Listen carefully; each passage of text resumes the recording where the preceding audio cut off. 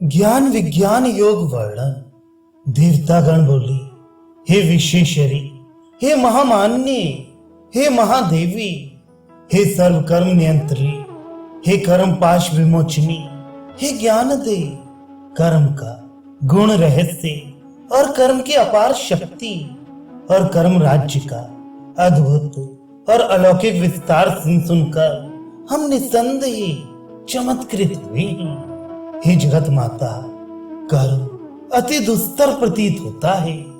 हे महेश्वरी, अब हमको वह तत्व ज्ञान प्रदान कीजिए जिससे हम कर्म बंधन से मुक्त होकर अवश्य आप में शीघ्र सायुज्य गति को प्राप्त हो सके और तत्व ज्ञान में प्रवीण होकर कृतकृत्य हो जाए।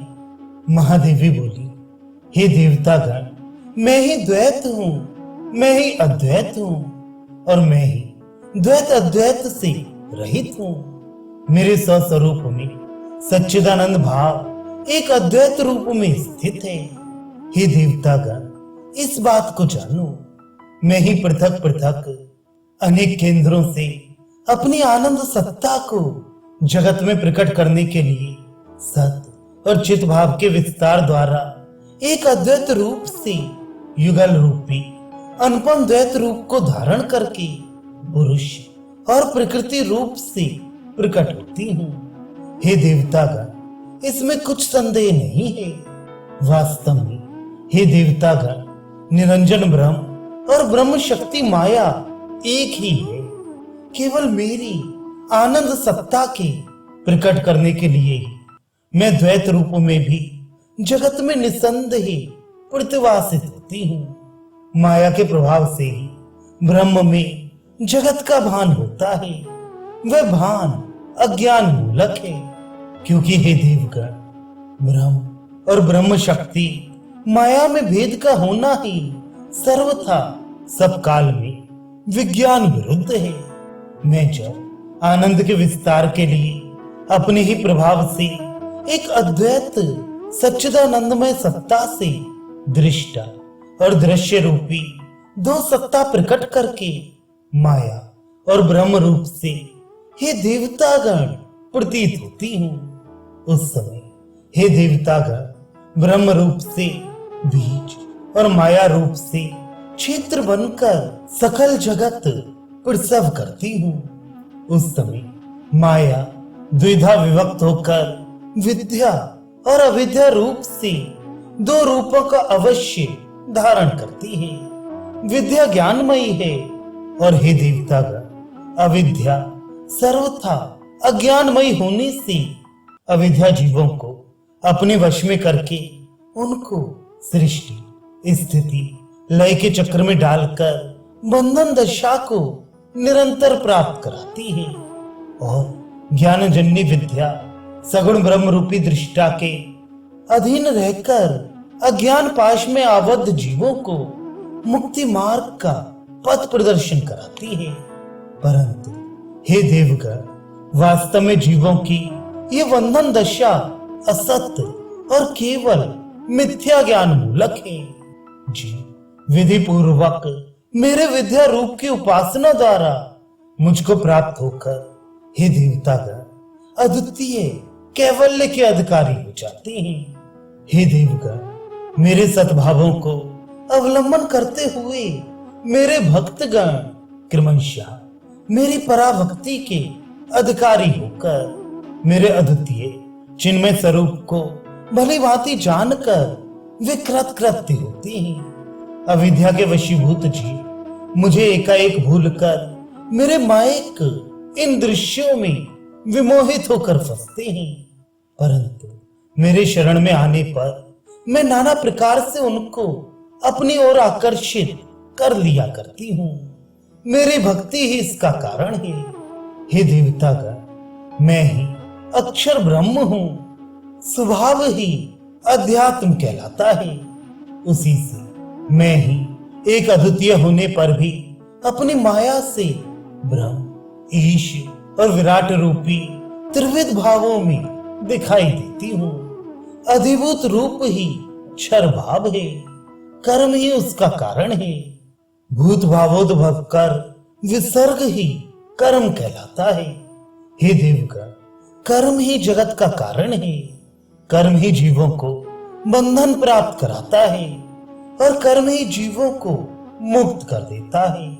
मेरी आज्ञा के अनुकूल कर्म शुद्ध कर्म और जीव की इच्छा के अनुकूल कर्म अशुद्ध कर्म कहलाता है। अशुद्ध कर्म निसंदेह बंधन का हेतु और हे देवतागण, शुद्ध कर्म ही मुक्ति का हेतु है। हे देवतागण, यही मैंने आपसे वेद के कांड त्रय का परम अद्भुत रहस्य वर्णन किया है, जो अति गुह्य है। मैं एक अद्वितीय होने पर भी अधिदेव रूप को धारण करके स्वयं पुरुष बनती हूँ और अपनी शक्ति को प्रकृति बनाकर श्रृंगार के आनंद सागर में मग्न होती हूँ। मेरा अधिदेव रूप ही मेरी माया से अधियज्ञ रूप प्राप्त होकर प्रत्येक जीव पिंड में कूटस्थ कहलाता है। हे देवतागण, इसको सत्य जाने। हे देवगण, पुनः शरीर रूप से मैं ही पुरुष देह और स्त्री देह धारण करके सृष्टि में पुरुष धारा और स्त्री धारा का विस्तार करती हूँ। हे देवगण, उन धाराओं को लय करते समय यथाक्रम स्त्री पुरुष में लय होती है। पुरुष कूटस्थ में और कूटस्थ ईश्वर में लय होकर मुझको ही प्राप्त होता है, क्योंकि मैं ही निर्गुण ब्रह्म और मैं ही ईश्वर रूपी सगुण ब्रह्म हूँ। जब योग युक्त होकर योग समुद्र का पारगामी योगी साधक प्रकृति और पुरुष के भेद को निश्चय रूप से जानकर तत्व ज्ञानी बन जाता है, तब अविद्या उसको महामोह रूपी महासमुद्र में किसी प्रकार डुबा नहीं सकती। उसके अनंतर मुझ में अनन्य भक्ति करके तत्व ज्ञानी योगी शांति युक्त जीवन मुक्त पदवी को निश्चय प्राप्त कर लेता है। तब वह शुद्ध आत्मज्ञान को प्राप्त करता है। तत्व ज्ञान ही आत्मज्ञान का कारण है। मेरा ज्ञानी भक्त ही इन देव दुर्लभ दशाओं को सर्वथा सब कालों में प्राप्त कर सकता है, इसमें संदेह नहीं है। हे देवतागण, मेरे त्रिगुणात्मक भक्त आर्त जिज्ञासु अर्थार्थिक गण मेरे परम आनंदमय चिन्मय स्वरूप को ठीक ठीक जान नहीं सकते हैं। वे मेरे रूप का अनुमान करके यथार्थ नहीं जानकर मुझे घड़े के साथ कुम्हार के उदाहरण के समान जगत की निमित्त कारण बताते हैं। स्थूल में ही उनकी बुद्धि फंसकर गर्वित होकर मेरे आवास आनंद का स्वतः अनुभव निश्चय करने लगती है।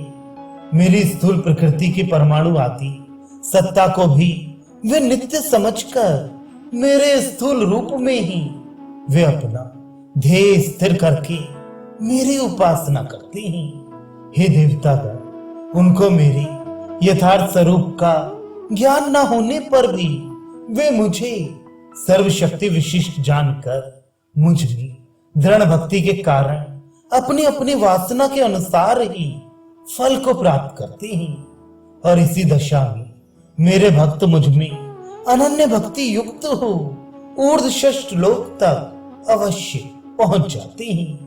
वहां मेरे सगुण रूप के साथ सारूप्य सामीप्य सालोक्य दशाओं को प्राप्त करके अनंत काल तक मेरे परमानंद सागर में निमज्जन करते रहते हैं। और हे देवगण, तदनंतर मेरी देव दुर्लभ शक्ति को धारण करके जगत कल्याणार्थ मेरी विभूतियों से युक्त होकर पृथ्वी पर अनंत केंद्रों में जन्म ग्रहण करते हैं। उसके बाद हे देवगण, क्रमशः कैवल्य पद को प्राप्त कर लेते हैं। और मेरे ज्ञानी भक्त प्रथम मेरे युगल सगुण रूप में मुझको दर्शन करते हैं। तब वे मुझ में ही मेरी प्रकृति और मुझको अलग अलग देखते हैं। तदनंतर मुझ में निष्काम पराभक्ति को प्राप्त करके इस प्रकार से मुझ में कल्याणदायिनी तन्मयता को अवश्य प्राप्त करते हैं।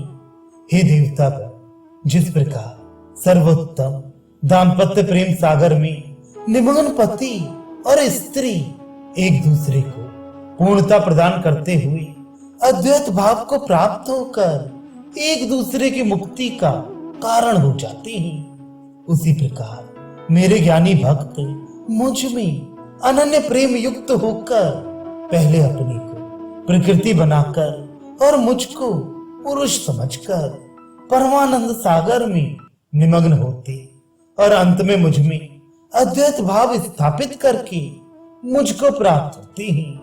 हे देवतागण, मेरी भक्ति का गुण रहस्य और सुनिए। जिस प्रकार उत्तम दाम्पत्य प्रेम सागर में निमग्न दंपत्ति में से प्रथम स्त्री पुरुष भाव को प्राप्त करती है और पुरुष निसंदेह ब्रह्म सायुज्य को प्राप्त करता है, उसी प्रकार हे देवतागण, मेरे ज्ञानी भक्त पहले दशा में अपने को मेरी प्रकृति में सर्वथा लय करते हैं और मेरी प्रकृति में लय होकर अपना स्वत्व छोड़कर सुखी होते हुए वे मेरे साथ अध्यात्म श्रृंगार से युक्त होकर मेरे परमानंद सागर का अनुभव करते हैं और अंत में वे पराभक्ति परायण मेरी प्रकृति सहित मुझ में स्वयं मिलकर मुझको ही प्राप्त होते हैं। इसी दशा को वेदों ने कैवल्य करके वर्णन किया है। यही मेरी पराभक्ति की पराकाष्ठा है और यही आत्मज्ञान का चरम फल जानना चाहिए। हे देवगण, मेरे भक्तगण जब वैधि भक्ति के अधिकारी होते हैं तब मुझे गुरु रूप से प्राप्त करके उनकी आज्ञा के अधीन रहकर श्रवण कीर्तन वंदन आदि नवदा भक्ति में रत होकर असत कर्म का नित्य त्याग करते हुए सदा सत्कर्म अनुष्ठान में प्रवृत्त होते हैं और परम पूज्य गुरु के मुख कमल से धर्म और अधर्म का भेद सुनकर सदा अधर्म के त्याग और धर्म के पालन करने में तत्पर होते हैं, तब वे पुनः अधःपतित नहीं होते।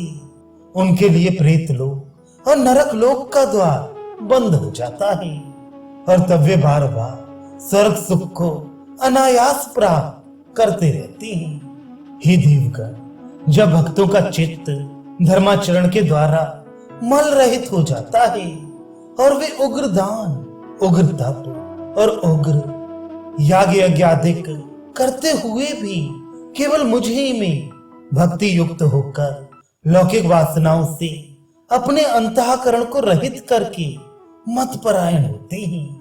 ऐसे उग्र कर्मा मेरे तपस्वी भक्तगण अपने तप और भक्ति के प्रभाव से सप्तम लोक में पहुंचकर परमानंद का अनुभव निरंतर करते हुए अपुनरावृत्ति पद को प्राप्त करते हैं। वे निसंदेह सूर्य मंडल भेदन पूर्वक मुझ में युक्त हो जाते हैं। हे देवतागण, कर्म बंधन गहन और दुष्छेय है। केवल योग निष्णात मेरे ज्ञानी भक्तगण ही उसको ज्ञान कृपाण से शीघ्र छेदन करके मुक्ति पद को प्राप्त कर सकते हैं। कर्म की दुर्दमनीय शक्ति 3 प्रकार से जीवों को आबद्ध करती है। उन प्रकारों का नाम वेदों में ही है। हे देवतागण, संचित, प्रारब्ध और क्रियामाण नाम से ये वेदों में विख्यात है।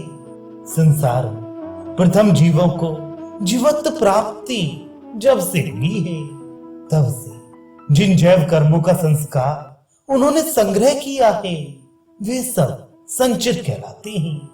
जो फलोन्मुख संस्कार जाति, आयु, भोग और जीव प्रकृति आदि फल बारंबार देने के लिए स्थूल शरीर उत्पन्न करता है वह प्रारब्ध कहलाता है और जीव स्थूल शरीर से युक्त होकर अपनी जैवी वासना की तृप्ति के लिए जो नवीन कर्म करता है तत्वज्ञानी उसको क्रियामाण कहते हैं। क्रियामाण संस्कार संचित में परिणत होते हैं और हे देवतागण, कभी अति उग्र क्रियामाण संस्कार तुम लोगों की आज्ञा से प्रारब्ध युक्त होकर भी सद्या फल उत्पन्न करते हैं, इसमें कोई संदेह नहीं। मेरे तत्व चिंतक योगी साधक भक्तगण भी मेरी कृपा से सेवा परायण होकर अदृष्ट संस्कार को दृष्ट संस्कार में और दृष्ट संस्कार को अदृष्ट संस्कार में परिवर्तन करके प्रारब्ध कर्म की गति में भी परिवर्तन कर सकते हैं। परंतु हे देवतागण, ये अलौकिक कार्य सबके करने योग्य नहीं है। मेरे परम भक्तगण मेरी ही कृपा से ऐसा कर्म करने में केवल समर्थ हो सकते हैं। उक्त तीनों प्रकार के कर्म का ही फल जीव को अवश्य भोगना पड़ता है, उसको कौन हटा सकता है। हे देवगण, ये तीनों प्रकार की कर्म रज्जु प्रतिक्षण आप लोग दानव तथा मनुष्य सब जीवों को बांधे रहती है। केवल मेरे ज्ञानी भक्तगण ही इन तीनों संचित आदि दृढ़ कर्म रज्जुओं को मेरे तत्व ज्ञान रूप कृपाण से काटकर शीघ्र त्रिताप मुक्त हो जाते हैं। हे देवगण, कर्म यज्ञ के अग्नि में क्रियामाण कर्म निशेष आहुति हो जाते हैं, इसमें संदेह नहीं। उसी तरह उपासना यज्ञ के अग्नि में प्रारब्ध संस्कार परिशुद्ध होकर मेरे भक्त का त्रिताप एकाएक शीघ्र दूर करके निश्चय ही परमानंद प्रद हो जाते हैं। और हे देवगण, ज्ञान यज्ञ रूप अग्नि के तेज से संपूर्ण संचित कर्म राशि शीघ्र निशेष भस्मीभूत हो जाती है।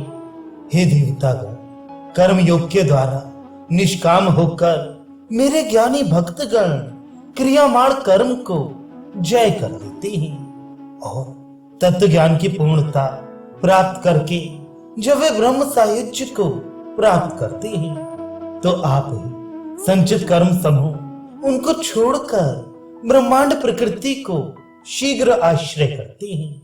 उस समय हे देवगण, ज्ञानी भक्त मुझ में अनन्य प्रेम युक्त होकर परमानंद समूह का आस्वादन करते हुए शीघ्र ही प्रारब्ध कर्म को निश्चय ही जय कर देते हैं। हे देवतागण, इस प्रकार से मेरे ज्ञानी भक्त शरीर रहते हुए भी बुद्धि, इंद्रिय, मन और वाणी से ज्ञान योग के द्वारा मुझ में लीन होकर जीवन मुक्ति रूपी देव दुर्लभ पदवी को प्राप्त कर लेते हैं और वे जीवन मुक्त साधु ज्ञान के द्वारा द्योत पाप होकर शरीरांत में आकाश पतित वारी बिंदु के अतल स्पर्श समुद्र गर्भ में गिरने के समान मुझ में मिल जाते हैं। हे देवतागण, कर्म के अवलंबन से कर्म के बंधन से मुक्त होने का जो सुगम उपाय है, जिसका वर्णन आप लोगों के सामने किया था, सदाचार उसका प्रथम द्वार है। सदाचार के पालन से मेरे भक्त स्थूल शरीर को पवित्र करके सत्य गुण की वृद्धि भली भांति करते हैं। तदनंतर अपने अपने अधिकार के अनुसार विशेष धर्मों के पालन द्वारा विद्युत कलमश होकर अंतःकरण को सत्य गुणमय बनाने में समर्थ होते हैं। उसके अनंतर मेरे भक्त तत्व ज्ञान के अधिकारी बनते हैं। इस प्रकार से मैं अपने भक्तों को क्रमशः पवित्र करती हुई अपनी अध्यात्म शक्ति से उनको अपनी ओर आकृष्ट करती हूँ और सनातन धर्म की ऊर्ध्वगामिनी शक्ति उनको मेरी ओर पहुंचाने में सहायता करती है। इस कारण हे देवतागण, आप लोग स्वधर्मानुरक्त और मत परायण चित्त बनो, जिससे आप लोगों की कर्म बंधन से मुक्ति होगी। तत्व ज्ञान को प्राप्त करने के लिए सबसे प्रथम मेरे भक्तगण तत्व विचार द्वारा मेरी प्रकृति का दर्शन किया करते हैं। हे देवतागण, इसमें आश्चर्य का कोई अवसर नहीं है। हे देवगण, मेरी प्रकृति के 24 ही अंग हैं, वे शास्त्रों में तत्व कहलाते हैं। क्षिति, आप, तेज, मरुत और आकाश, ये 5 अपंचीकृत सूक्ष्म भूत हैं। इनके पंचीकरण से पंचीकृत स्थूल भूत बनते हैं। हे देवगण, यही दशविध भूत कहलाते हैं। मेरी त्रिगुणमय प्रकृति के स्वाभाविक परिणाम की सहायता से पंचभूतों के द्वारा 5 कर्मेंद्रियां और 5 ज्ञानेंद्रियां प्रकट होते हैं। इस प्रकार से ये ही 10विध इंद्रियां कहलाती हैं। हे देवगण, स्थूल सूक्ष्म भूत, 5 ज्ञानेंद्रिय, 5 कर्मेंद्रिय और अंतःकरण चतुष्ट, ये सब मिलकर 24 तत्व होते हैं। इनका ज्ञान सर्वथा मंगलकर है। अंतःकरण चतुष्ट में से चित्त का अत्यंत प्रबल संबंध मन के साथ और अहंकार का संबंध बुद्धि के ही साथ स्वतः है। हे देवगण, मेरी आध्या प्रकृति के जो विद्या और अविद्या रूप से 2 भेद हैं, उनमें से अविद्या का निलय मन में ही है और विद्या का आविर्भाव बुद्धि में ही हुआ करता है, इसमें संदेह नहीं। इसी कारण हे देवतागण, अविद्या मोहित जीवगण मन के अधीन रहकर संसार जाल में अत्यंत फंसे रहते हैं और मेरे भक्तगण बुद्धि सेवित होकर विद्या की सहायता से अनेक ग्रंथियों से दृढ़ कर्म बंधन से अवश्य मुक्त हो जाते हैं। जीव प्रसवनी अविद्या जो अपने प्रभाव से चित जड़ ग्रंथि उत्पन्न करती है, वही कारण शरीर कहलाता है। पंच स्थूल भूत का स्थूल शरीर निर्मित है और बाकी सब तत्वों से सूक्ष्म शरीर उत्पन्न होता है। इन 3 शरीरों के आवरण से हे देवगण, मेरे शुद्ध नित्य स्वरूप का भी प्रकाश स्वयं नहीं होता। इन्हीं आवरणों को वेदों ने कहीं कहीं पंचकोश करके भी हे देवगण वर्णन किया है। पंच स्थूल भूतों से अन्नमय कोश उत्पन्न होता है। अन्नमय कोश से ही स्थूल शरीर बनता है। हे देवगण, मृत्यु काल में केवल अन्नमय कोश का ही पतन होता है और अन्नमय कोश के ही परिवर्तन को देखकर उसको अज्ञानी लोग जीवनाशकारी मृत्यु कहते हैं। मेरी सूक्ष्म शक्ति रूपी पंच प्राण और पंच कर्मेंद्रियां मिलकर प्राणमय कोश बनता है। यही महान प्राणमय कोश हे देवतागण, तुम्हारे सूक्ष्म लोक और स्थूल मृत्यु लोक का संबंध स्थापन करता है। हे देवगण, मन और 5 ज्ञानेंद्रिय मिलकर मनोमय कोश बनाते हैं। 5 ज्ञानेंद्रियां और बुद्धि मिलकर विज्ञानमय कोश कहलाता है। हे देवगण, प्राणमय, मनोमय और विज्ञानमय कोश, ये तीनों मिलकर प्राणियों का सूक्ष्म शरीर बनता है। हे देवतागण, सूक्ष्म शरीर ही अतिवाहिक अवस्था को धारण करके सब लोकांतर में घूमने का अधिकार प्राप्त करता है। हे देवगण, कारण शरीर भूत अविद्या में स्थित मन, सत्य, आत्म स्वरूप का ज्ञान रूप और प्रिय मोद और प्रमोद, इन भावों से युक्त आनंदमय कोश वेद पारगों के द्वारा कहा जाता है। निश्चय जीवों का यही कारण शरीर है, क्योंकि यही 24 तत्वों का कारण है। हे देवतागण, अविद्यावरण के कारण मेरी प्रकृति का और मेरा स्वरूप किसी जीव को प्रतीत नहीं होता। ऐसा ना होना ही सब जीव समूहों के कर्म बंधन का कारण है। परंतु जब विद्या की उपासना से मेरा योगी ज्ञानी भक्त इस प्रकार तत्व विचार द्वारा मेरी प्रकृति का स्वरूप जान जाता है, हे देवगण, तब मैं अपनी प्रकृति के सहित उन भक्तों को निरंतर ब्रह्म सायुज्य प्राप्त कराती हूँ। मेरे ज्ञानी भक्त के लिए कर्म रज्जु उस समय अग्नि से दग्ध रज्जु के समान बंधन में शक्तिहीन हो जाती है। हे देवगण, विद्या रूपिणी प्रकृति मेरे ज्ञानी भक्त के सब कर्मों को उससे छुड़ाकर अपने आयत करती हुई भक्त को अपने अंक में धारण करके भक्त के कल्याणार्थ मुझ में विलीन हो जाती है। भक्त का मुझ में मिल जाना ही ब्रह्म सद्भाव कहलाता है। हे देवतागण, इस अद्भुत ज्ञान विज्ञान को आप लोगों से मैंने कहा है।